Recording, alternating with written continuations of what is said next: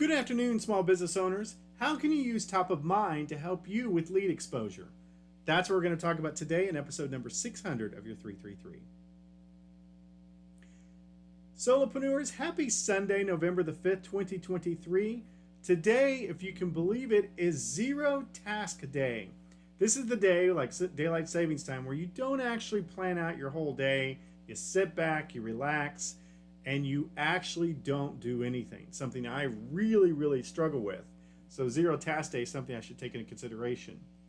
In tech news this week, Elon Musk attended the UK's inaugural AI Safety Summit. In that summit, Elon said AI will be one of the most disruptive forces in history. I'm sure you're seeing AI be disruptive in your business. It'll be interesting to see how far it comes.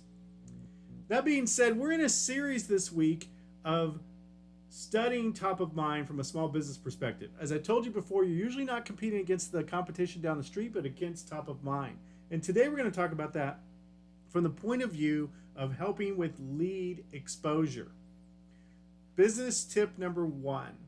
You might consider buying list, being on list of areas that you want to expose yourself to a bigger audience. Let's say you sold a product to attorneys. You could buy attorney list, email market to them in a particular demographic that's close to you. So consider adding yourself to a list.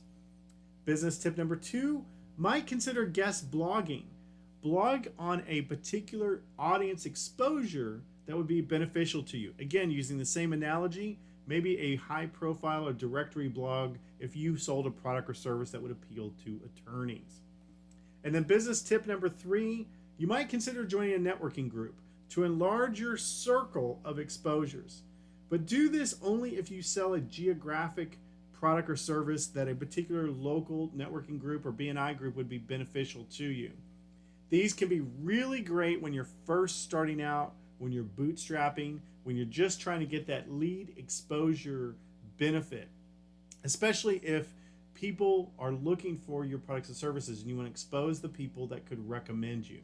Again, in review, we've talked about lists and directories, about guest blogging, and about networking for the concept of using top of mind to help you with lead exposure.